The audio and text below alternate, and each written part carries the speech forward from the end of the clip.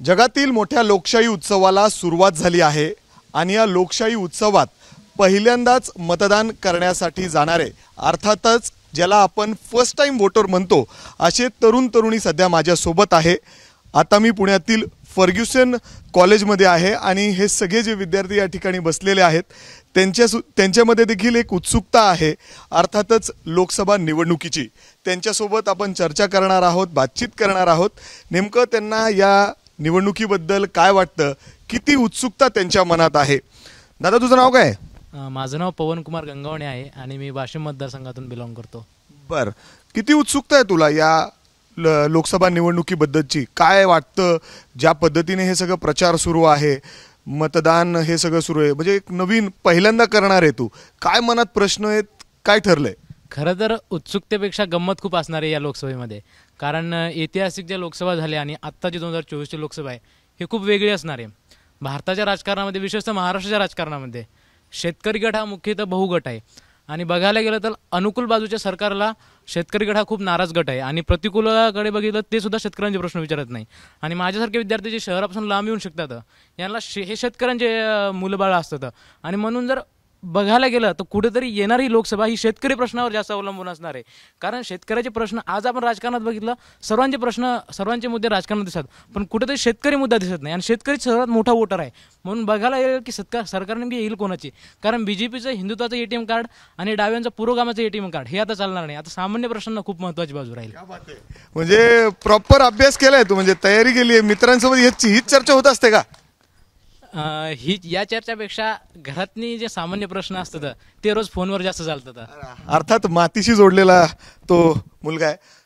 काय कशी एक पहिल्यांदा मतदान करणार आहात, काय विचार केलाय त्याच्यासाठी आणि किती उत्सुकता आहे या मतदानाची? सर, उत्सुकता तशी म्हणावी तशी नाही आहे। त्याचं कारण असं आहे की कोणती पण तुम्ही पक्ष घ्या जो आता चालला आहे, त्यांचा प्रचार चालला आहे सतत सोशल मीडियामध्ये, सतत इथे न्यूज चॅनलमध्ये आपल्याला एक फक्त ॲडव्हर्टाईज दिसते की आम्ही हे करतो, आम्ही हे करणार, आम्ही हे केले, पण त्याचे पुरावे कुठे दिसत नाही। असे जसं आता गरिबांसाठी आम्ही एवढे शिक्षणाचे स्कीम्स काढले, ते मुलं दिसत नाही की हां आम्ही चाललो आहे बाहेरगावी शिकायला, हां आम्ही शिकून आलो आहे, आम्ही डॉक्टर इंजिनियर झालो, हां आम्ही UPSC क्रॅक केली, नाही दिसत आहे। हां आम्ही शेतकऱ्यांसाठी इतके गोष्टी केल्यात, एक खूप मोठी ॲड दिसते, कोणता पण पक्ष असू दे, पण ते शेतकरी नाही कधी बोलत आहे हां आमच्या घरामध्ये हे सुसाईड करणं थांबवलं आहे, हां आमच्या घरामध्ये आता आम्ही स्टेबल आहोत, आम्ही स्वतः सक्षम आहोत, असं दिसत नाही आहे। सो खरं म्हणायला गेलं तर उत्सुकता अशी काही नाही, कारण लहानपणापासून हेच बघत आलो की काय नवीन येत नाही आहे। पण मतदान तर करणार ना नक्की? हो, मग डेमोक्रेसी जर तुम्हाला मेंटेन करायची आहे तर तुम्हाला काही वाटू दे, मतदान नेहमी तुम्हाला करावंच लागेल। कारण ज्या दिवशी तुम्ही मतदान करणं थांबवणार त्या दिवशी तुम्ही डिक्टेटरशिप असते त्याला, हुकुमशाहीला तुम्ही हे देणार। म्हणजे अर्थात मतदान नक्की करणार आहेत। दादा, किती उत्सुकता आहे या निवडणुकीबद्दल? काय म्हणजे चर्चा तर होत असेल तुमच्या सगळ्या मित्रांमध्ये? अगदी बरोबर। आणि आज जर तुम्ही मला विचारलं, अक्षरशः याच क्षणाची मी वाट बघत होतो असं मी म्हणेल, कारण की मतदान म्हणजे एक लोकशाहीचा राजा निवडून देण्याचा मला अधिकार मिळतो आणि लोकांमधून निवडलेला राजा हा माझ्या मनपसंतीचा असेल याची मी अपेक्षा करतो। कारण की आजपर्यंत जर आपण पाहिलं तर जी 2014 नंतर ती प्रगती आपण पाहिलीत आणि 2014 पूर्वीची प्रगती आपण पाहिली, अवघं आता मी फर्ग्युसन महाविद्यालयात आहे आणि स्वातंत्र्यवीर सावरकर माझ्या महाविद्यालयात शिकले आणि त्यांना 2018 साली निर्दोष साबित झाले। म्हणजे ही एक कुठेतरी अशी 50 वर्षानंतर एखादा व्यक्ती गेल्यानंतर, पण ज्या काळाने आपल्याला लोकशाहीचा अधिकार दिलेला आहे, लोकशाही म्हणजे राजा निवडून द्यायचा, तर माझं मत असं असेल की इथे असलेल्या प्रत्येक युवकाने मतदान केलं पाहिजे। मतदान यासाठी नाही की कोण बरोबर आणि कोण योग्य, मतदान यासाठी की तुमच्यासाठी कोण योग्य, एवढं माझं मत असेल। मला विचारायचं, मतदान करताना तुम्ही काय विचार करता? म्हणजे आता तुम्हाला मतदानाला जायचंय, तुम्ही खरं तर काय विचार करता त्यासाठी? आता चांगला नेता निवडून आला पाहिजे याचाच विचार करतो, जो जास्त शिकलेला असेल आणि करप्शन कमी करेल। बरं, काय तू काय विचार करतो? काय म्हणजे असं ठरवलंय, घरच्यांनी काही सांगितलंय का स्वतःच ठरवणार मतदान कसं करायचं, कुणाला करायचं? नाही, घरच्याला काय माहिती नाही, पण जो गावाचा विकास करेल आणि गावाला पुढे नेण्याचा प्रयत्न करेल त्या माणसाला मतदान करेल मी। हो। कुठल्या गावाचा आहे तू? नांदेडचा आहे। बरं, आणखीन काही विद्यार्थी आहेत? दादा, कुठला आहे तू पहिले तर? मी मूळ धाराशिवचा आहे, भूम तालुका। हां. मग तिथं तर बरेच प्रश्न आहेत. काय आहे? पहिल्यांदा मतदान करण्याची एक उत्सुकता असेलच. हे सगळं बघून प्रचार सगळं हे आता मतदान करायचंय ज्या पद्धतीने आपण सगळीकडे बघतोय ही धामधूम सुरू आहे, ते बघून काय वाटतं तुला? मला असं वाटतं की प्रत्येक तरुणानं मतदान केलंच पाहिजे आणि मतदान हे राष्ट्रहिताचं कार्य आहे. जर एक तरुण युवक जर या राष्ट्रहिताच्या कार्यात जर जोडला जाईल तर हे नक्कीच उत्तम कार्य होईल. आणि प्रतिनिधी निवडून देताना हा सर्वसामान्यांचे प्रश्न जो मांडेल त्यालाच निवडून द्यायचं. असं कोण असं प्रतिनिधी वाटतं का सगळं जाऊन मांडतात, होतात, बदल घडतात? गेले 10-15 वर्षात काय बदल झालेत हे? आता प्रतिनिधी प्रत्येकाला ते जाण असतेच असं नाही, आणि ज्यांना जाण असते ते बऱ्याचदा प्रश्न मांडतात. प्रश्न मांडल्यावर प्रत्येक काम होतच असं नाही, कारण प्रश्न मांडण्याने फक्त काम होत नाहीत, किंवा ते प्रश्न मांडले हे सांगण्यानेही कामं होत नाहीत. प्रत्यक्षात कामं जे करतात त्यांच्याच कार्यातून कामं खरे होतात. तू कुठल्या गावाचा आहे आणि काय परिस्थिती आहे तिथं? मी परांडा तालुक्यातला आहे, धाराशिव. तिथली परिस्थिती आत्ता म्हणजे असं सध्या तानाजी सावंत आमदार आहेत, ते आता आरोग्यमंत्री आहेत.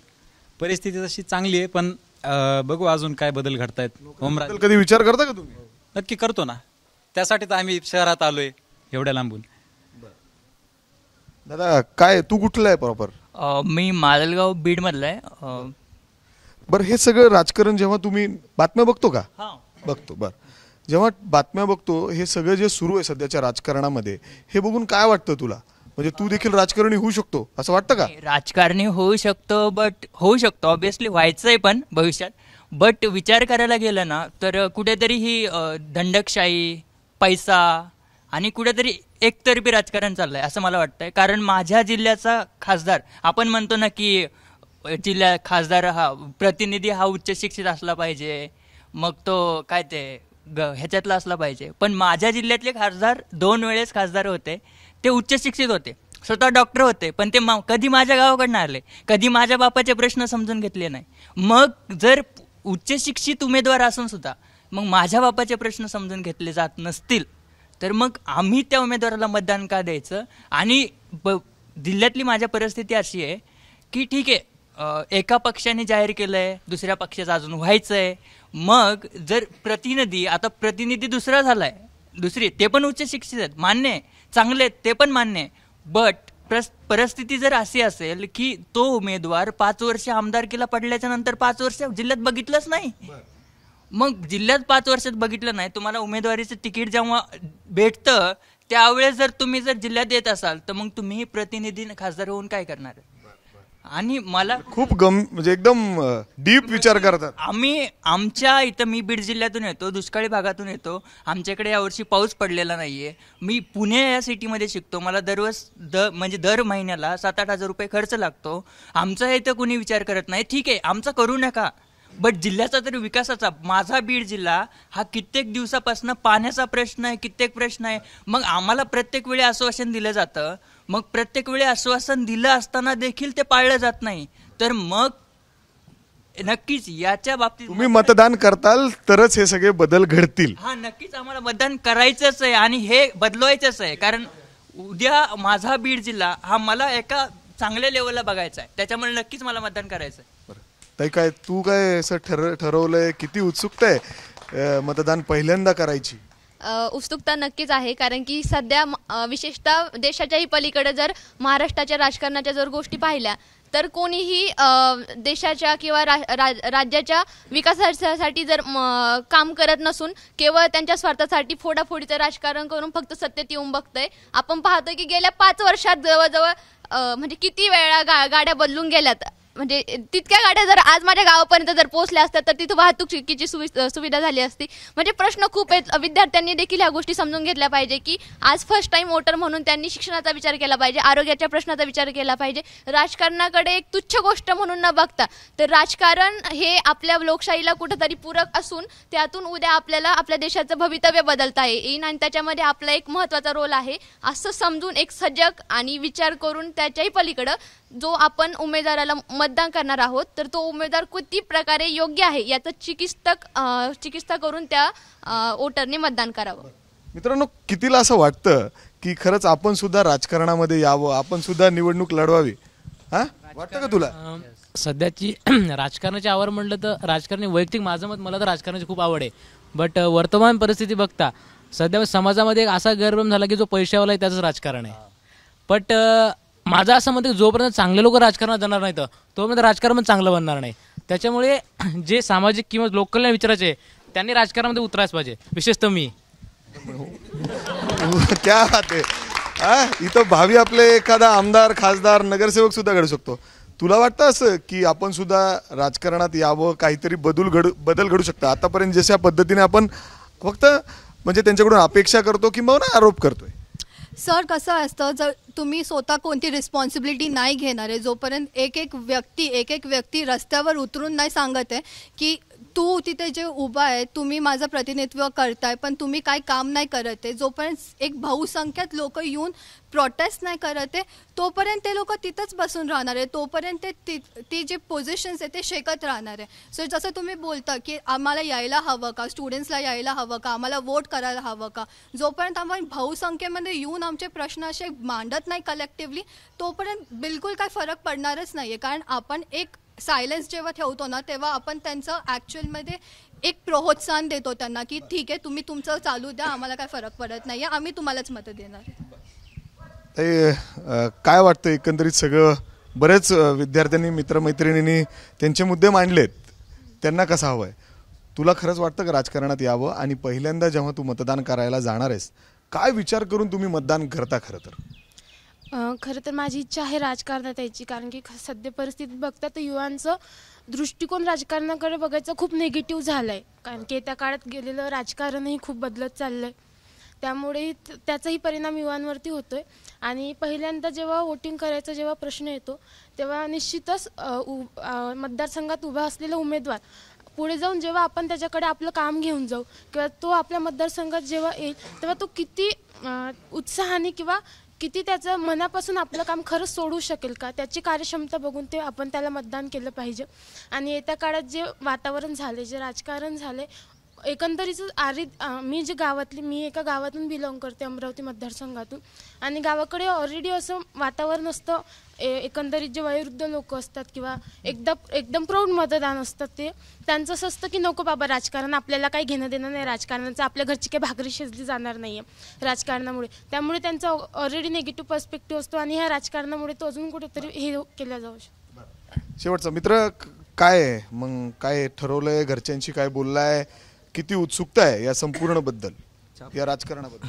पहिल्यांदाच निवडणुकीला आम्ही मतदार म्हणून तोंड देतोय. तर प्रथमतः मी मतदार म्हणून तोंड देताना जे काही शिकले कॉलेजमध्ये, आता फर्ग्युसनमध्ये अर्थशास्त्र माझा विषय आहे, तर मी मॅनिफेस्टो बघून पक्षाचा मतदान करणार आहे. आणि कुठल्याच पक्षाच्या मॅनिफेस्टोमध्ये हवामान बदलाविषयी किंवा शाश्वत विकासाविषयी अशा मुद्द्यांवरला घेऊन काहीच तरतूद केलेल्या नाही आहेत. तर मी ज्यावेळेस कुठंतरी मतदान करायला जातो त्यावेळेस मी स्थानिक पातळीवर माझा उमेदवार कशा पद्धतीचे मुद्दे घेऊन लढतोय त्याच्यापेक्षा त्या मुद्द्यांवर ते मुद्दे घेऊन मी ते मुद्दे पाहून मतदान करणार आहे, ना की देश पातळीवरचं नेतृत्व जे काही आहे त्या देश पातळीवरच्या नेतृत्वाच्या आधारावर मतदान करता मी स्थानिक पातळीवरचा माझा उमेदवार माझ्या मतदारसंघात ज्या काही अडचणी आहेत त्या मूलभूत गरजांवर तोडगा काढण्यासाठी ज्या तरतुदी करत आहे त्या पद्धतींवर मी त्या मुद्द्यांवर मतदान करणार आहे. काय बोलायचं तुला? मला एक गोष्ट सांगायला आवडेल की आज मी पहिल्यांदा जो मतदान करणार आहे ना तो इमानदारीनं करेल, कोणत्या पैशाला विकलं जाणार नाही. मी आजपासून आणि शेवटपर्यंत जो मतदान करेल ना इमानदारीनंच करायचं, शेवटपर्यंत सुद्धा. काय बोलायचं तुला? जो प्रश्न गेला की तुला राजकारणी व्हायला आवडेल का, सगळेच जर राजकारणी झाली तर प्रशासकीय अधिकारी कोण होणार? प्रशासकीय अधिकारी म्हणजे जर प्रशासकीय अधिकाऱ्याचं काम काय असतं की पॉलिसी इम्प्लिमेंटेशनचं. जर सगळ्या मित्रांना इथं राजकारणी नाही व्हायचं, एक दोनच हात वर करतात, मग बाकीचे जे असतील ते सगळे प्रशासकीय अधिकारी होतीलच. तुम्हाला शुभेच्छा. सर मला सांगायला आवडेल की नक्की मी माझ्या जिल्ह्याचा उमेदवार निवडताना दोन्ही उमेदवार असतील त्याच्यात नक्की डिफरन्स बिटवीन बघेल त्यांच्या पॉईंट्स नोट आउट करेल, ह्यांचे पॉईंट नोट आउट करेल आणि नक्कीच मतदान करेल. आणि खूप उत्सुकता आहे, पहिल्यांदा मतदान करतोय, पहिल्यांदा त्या रूममध्ये जातोय, खूप भारी वाटतं. हे सगळ्यांना किती उत्सुकता आहे आणि किती ते विचार करतात मतदानासाठी हे देखील यातून स्पष्ट होतं. खरं तर हे सगळे युवा आणि जे मित्र इथं बसलेले आहेत हे भारताचं खरं तर भवितव्य ठरवणार आहेत आणि म्हणूनच आपण त्यांचे विचार या ठिकाणी जाणून घेण्याचा प्रयत्न या ठिकाणी केला आणि अतिशय योग्य पद्धतीने किंबहुना ज्या पद्धतीने ते विचार करतायत खरंच भारत खूप पुढं जाणार आहे आणि बघतोय आपण हे नवीन राजकारणी देखील असू शकतात इथं माझ्यासोबत बसलेले, परंतु नक्कीच प्रत्येकजण मतदान करण्यासाठी इथं उत्सुक आहे, हीच खूप एक महत्त्वाची गोष्ट आहे. कॅमेरामॅन अमोल गवाळेसह मी मिकी घई, एबीपी माझा, पुणे. एबीपी माझा, उघडा डोळे बघा नीट.